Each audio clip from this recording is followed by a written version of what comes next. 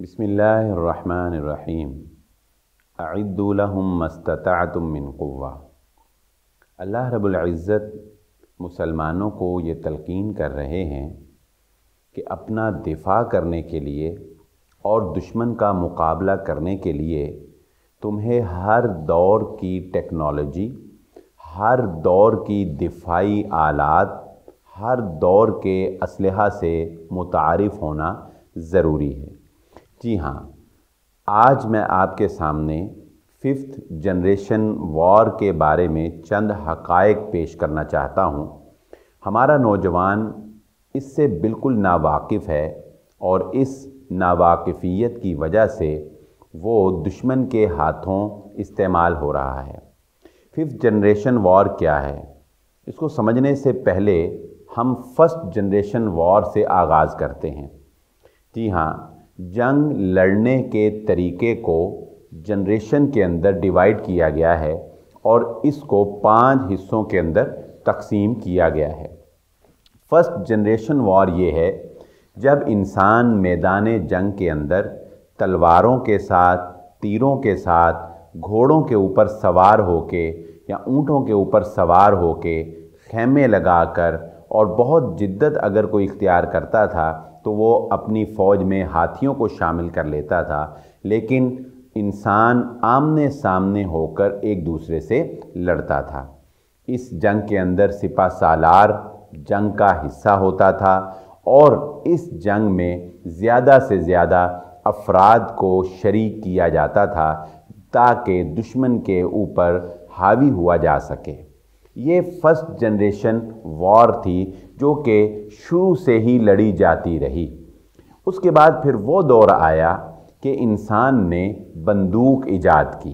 جی ہاں، 2nd generation وار وہ تھی جس میں بندوق کے ذریعے سے ایک دوسرے کو قدرے فاصلے سے رہ کر یا توپ کا استعمال کر کے ایک دوسرے کو قدرے فاصلے پر رہ کر مارا جا سکتا تھا۔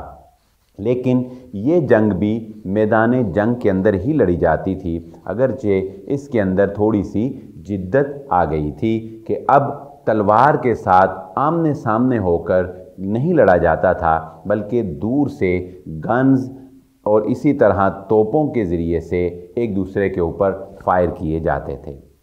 پھر 3rd جنریشن وار کا زمانہ آیا۔ یہ 3rd جنریشن وار جو ہے یہ دوسری جنریشن سے یعنی 2nd جنریشن وار سے قدرے مختلف تھی۔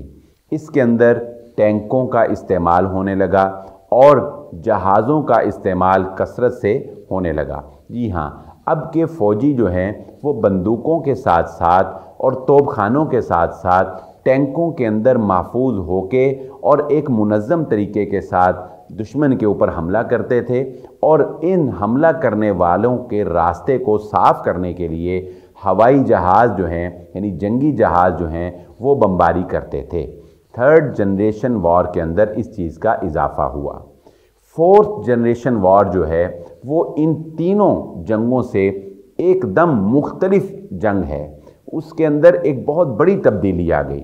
جی ہاں، 4th جنریشن وار یہ تھی کہ اس میں کوئی میدان جنگ جو ہے وہ نہیں سجایا جاتا تھا، دشمن آمنے سامنے نہیں ہوتا تھا، بلکہ ٹیکنالوجی کے استعمال سے ڈس انفارمیشن پھیلا کے جس ملک کو تباہ کرنا ہوتا تھا اسی ملک کے اندر لوگوں کو بغاوت کے اوپر ابھارا جاتا تھا، اسی ملک کے اندر خانہ جنگی کی صورتحال پیدا کی جاتی تھی، ملک کے اندر معاشی اور سیاسی بحران پیدا کر کے لوگوں کے اندر آپسی فساد جو ہے وہ پیدا کیا جاتا تھا۔ یہ ایسی جنگ تھی کہ جس میں لڑنے والے کو یہ بھی علم نہیں ہوتا تھا کہ وہ جیت رہا ہے یا ہار رہا ہے، اس کو یہ پتہ بھی نہیں ہوتا تھا کہ وہ کس کے لیے لڑ رہا ہے۔ وہ بظاہر اپنے فائدے کے لیے لڑ رہا ہوتا تھا لیکن حقیقت میں اس کا نقصان ہو رہا ہوتا تھا۔ اس قسم کی جنگوں کو آپ عراق، شام اور لیبیا کے اندر دیکھ سکتے ہیں۔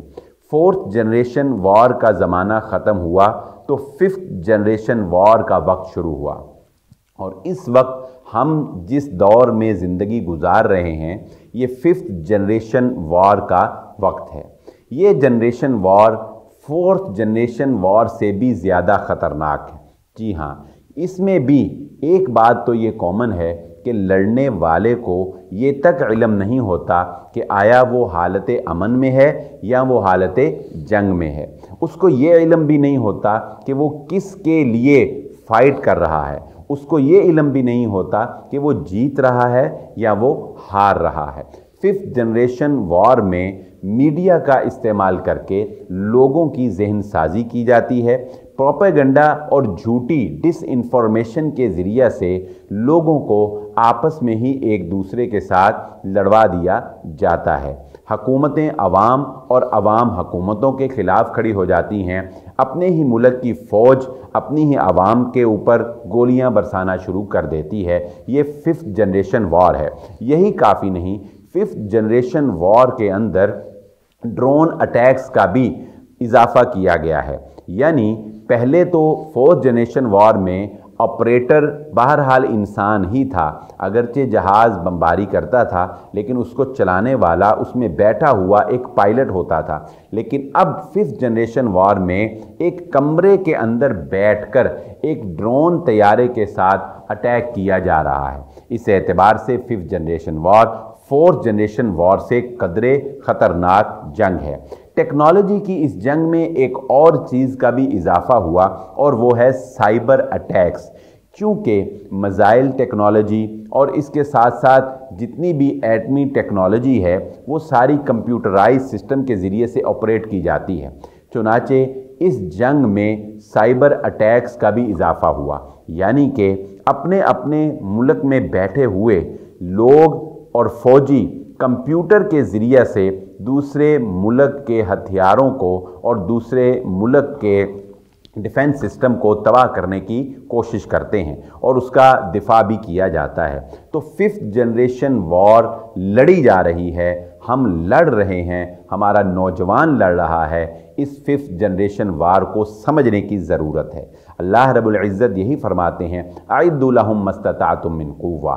سمجھو، جنگ کی پلاننگ کو سمجھو، کہیں تم اپنے ہی ملک، اپنی ہی عوام اور اپنے ہی حکمرانوں کے خلاف دشمن کا ساتھ تو نہیں دے رہے، کہیں تم اپنے ہی ملک کی معیشت تو تباہ نہیں کر رہے، کہیں تمہیں ڈس انفارمیشن کے ذریعے سے ڈی ٹریک تو نہیں کیا جا رہا۔ یہ ساری حقائق جاننا آج کے مسلمان کے لیے اس لیے ضروری ہے کیونکہ وہ حالت جنگ میں ہے۔ شکریہ۔